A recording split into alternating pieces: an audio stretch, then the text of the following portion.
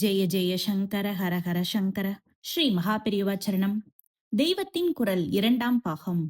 அத்வைதம். உலகம் எப்படி பொய், அதன் தொடர்ச்சி. பிரம்மம் லோகம் மாதிரி தோன்றுகிறது. இந்த லோகமே பரமசத்தியம் என்று ஏமாந்து போகிறோம். நமக்கு ஞானம் வந்துவிட்டால் என்ன ஆகிறது? பிரம்மத்தை தவிர இரண்டாவதாக எதுவுமே இல்லை. அதை தவிர இந்த லோகமும் இல்லை. இது அது மாயையால் போட்டுக்கொண்ட வேஷம்தான் என்று தெரிந்து விடுகிறது. பழுதைக்கு கிட்டே போனால் அது பாம்பு என்று நினைத்த எண்ணம் ஓடிப்போய் விடுகிற மாதிரி, தகர மூடியையோ கிளிஞ்சலையோ எடுக்க போய் அது வெள்ளி இல்லை என்று தெரிந்து கொள்கிற மாதிரி, ஞான நிலையில் அதற்கு முன்னாடி லோகம் நிஜம் என்று நினைத்தது ஓட்டம் பிடிக்கிறது. வெள்ளியாக தெரிந்த வரையில் தகர மூடியும், பாம்பாக தெரிந்த வரையில் பழுதையும் ஏற்படுத்திய எண்ணங்கள் எல்லாம் அப்புறம் இருந்த இடம் தெரியாமல் போய்விடுகிற மாதிரி, ஞானம் வந்துவிட்டால் லோகம் நிஜம் என்று நினைத்த போது நமக்கு ஏற்பட்ட அத்தனை எண்ணமுமே நின்று போய்விடுகிறது. அதாவது அநேக விதிமுறைகளுக்கு கட்டுப்பட்டதால் விவகார சத்தியம் என்று நாம் ஒத்துக்கொண்ட லோகம் அத்வைதமாக சமாதி நிலையில் இருக்கிற போது பிராதிபாசிகம் மாதிரியே மறைந்து விடுகிறது. ஆனாலும் இப்படி ஞானியானவன் தவிர மற்ற அனைத்து பேருக்கும் அது காரியம் விளைவு என்கிற விதிகளோடு தெரிந்து கொண்டு, அதிலே அவர்கள் பல தினுசான பிரயத்தனங்களை பண்ண முடிவதால் லோகத்தை வியாவகாரிக சத்தியம் என்று ஒரு ஸ்டேட்டஸ் கொடுத்து வைத்திருக்கிறார். விவகார பிரதிபாச சத்தியங்களை தவிர சத்தியதரம் ஒன்று இருக்கிறது. அதுவே எப்போதும் சத்தியமான பிரம்மம். ஆகவே சத்தியமானது ஒன்று, அசத்தியம் ஒன்று. பொய் இரண்டு உள்ளன. சத்தியமாவது பிரம்மம் என்கிற சுவாமி, அசத்தியம் மலடி மகன். ஈஸ்வரன் ஒரு நாளும் இல்லை என்று போக மாட்டார், அவர் சத்தியம். மலடி மகன் ஒரு நாளும் இருப்பவனாக மாட்டான், அவன் அசத்தியம்.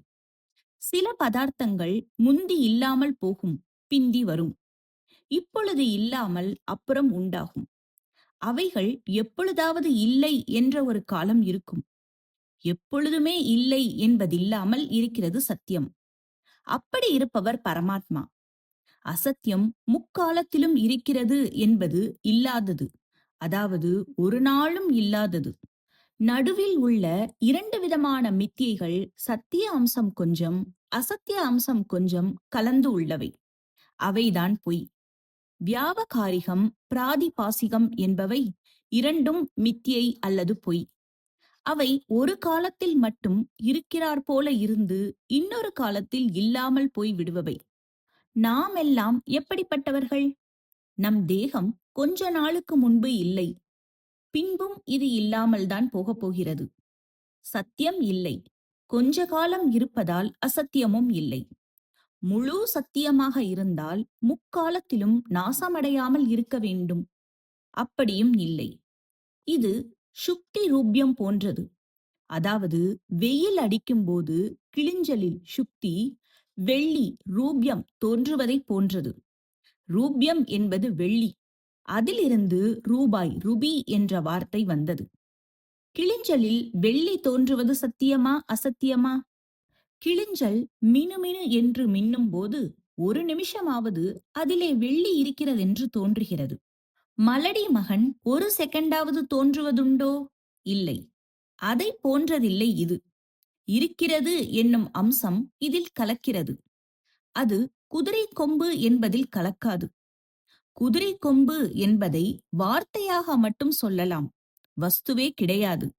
இதுவோ இருக்கிறதென்ற அம்சம் கொஞ்சம் தோன்றுவதனால் அசத்தியம் அல்ல. சரி, சத்தியமா என்றால், சத்தியமானால் இந்த தோற்றம் எப்பொழுதும் இருக்க வேண்டும். கிளிஞ்சல் என்று தெரிந்தால் வெள்ளியானது இல்லாமற் போய்விடுகிறது. எப்போதும் அந்த வெள்ளி இல்லை. ஆனாலும் அப்படி தோற்றம் மட்டும் உண்டாயிற்று. வெயில் போன பிறகு தோற்றமும் போயிற்று. வெள்ளி போனாலும் அதற்கு ஆதாரமாக கிளிஞ்சல் இருக்கிறது. பாம்பு என்ற ஒரு தோற்றம் அதற்கு காரணமான வஸ்து, அதாவது பழுதை தோன்றியவுடன் போய்விட்டது. அந்த தோற்றம் சத்தியமாக இருந்தால் பின்னால் இல்லாமல் போகாது. ஆகையால் இது சத்தியத்துக்கு வேறானது. அதுதான் பொய். இந்த மித்தியைக்கு ஆதாரமாக ஒரு சத்தியம் உண்டு. பாம்பு தோற்றம் என்ற மித்தியைக்கு பழுதை ஆதாரம். பாம்பு தோற்றம் போன பின்பும் பழுதை நிற்கிறது. இப்படியே வெள்ளி என்ற எண்ணம் போன பின்பும் ஆதாரமாக கிளிஞ்சல் இருக்கிறது. பழுதை, கிளிஞ்சல் என்ற சத்தியங்களை ஆதாரமாகக் கொண்டே பாம்பு, வெள்ளி ரூபாய் என்ற தோற்றங்கள் ஏற்பட்டன. அப்படியே மித்யாலோகத்துக்கு ஆதாரம் பிரம்மம். லோகத் தோற்றம் போனால் எல்லாம் சூன்யமாகி விடாது? ஆதாரமான பிரம்மம் அப்போதும் சத்தியமாக இருக்கும். பாம்பு பொய் என்ற எண்ணம் போன பிறகும் பழுதை இருந்ததல்லவா? சத்திய பிரம்மத்தை மித்தியலோகம் மாதிரி காட்டுவது மாயை. மாயையை அனிர்வசனீயம் என்று ஆச்சாரியால் சொல்லுவார்கள். விளக்க ஒண்ணாதது என்று அர்த்தம். அது சத்தும் அன்று, அசத்தும் அன்று. இன்னதென்று சொல்ல முடியாதது. உள்ளதென்றும் இல்லதென்றும் சொல்ல முடியாதது. ஒரு சமயம் தோன்றுகிறது, அப்புறம் ஞானம் வந்துவிட்டால் இல்லாமலும் போகிறது. பொய் மாயப் பெருங்கடலில் என்று தமிழ் புஸ்தகத்தில் எழுதியிருக்கிறது. மாயை என்றால் பொய் என்று அது சொல்லுகிறது. சத்தியமும் இல்லாமல் அசத்தியமும் இல்லாத மூன்றாவது பொருளாக இருக்கிறது அது. இல்லையென்று சொல்லிவிட்டால் தோன்றுகிறதே, அதற்கென்ன செய்வது? இருக்கிறது என்றால் போய்விடுகிறதே. இது பரமாத்மாவை விட வேறு என்றால் அவருக்கு வேறாக ஏதும் இல்லையாதலால் அப்படி சொல்ல முடியாது. பரமாத்மாவேதான் மாயை என்பதும் சரியல்ல. ஞானம் வந்தால் மாயை போய்விடுகிறதே. பௌத்தர்கள் சொல்லுகிற சூனியமும் அன்று, பரமார்த்திக சத்தியமும் அன்று. அதனால்தான் விளக்க ஒண்ணாத அனிர்வசனீயம் என்று சொல்லுகிறார்கள். பழுதை தோன்றினால் பாம்பு போய்விடும். பழுதை அதிஷ்டானம், பாம்பு ஆரோக்கியம். அதிஷ்டானம் நமக்கு சாட்சாத்காரமானால் ஆரோக்கியம் போய்விடும்.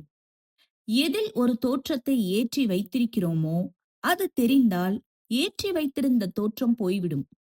இந்த தோற்றமே பிராதிபாசிக சத்தியம். நாம் அடியோடு எப்பொழுது இல்லாமல் போவோம்? நம்மை எந்த வஸ்துவின் மேல் ஆரோபித்து வைத்திருக்கிறோமோ அது தெரிந்தால் நாம் என்பது போய்விடும்.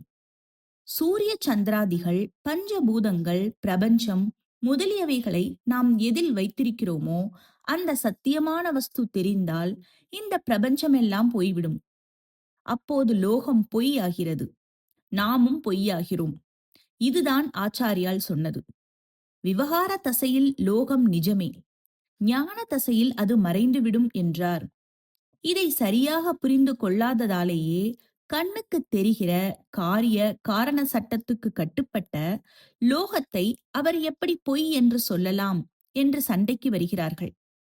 அடியோடு புழுகாக உள்ள அசத்தியமாகவும் இல்லாமல் முழுக்க நிஜமாக இருக்கிற சத்தியமாகவும் இல்லாமல் இரண்டும் கலந்திருக்கிற விவகார சத்தியமாகவே லோகத்தை அவர் வைத்து இதற்கே மித்யை அல்லது பொய் என்று பெயரை கொடுத்தார் என்று புரிந்து கொண்டால் சண்டை வராது.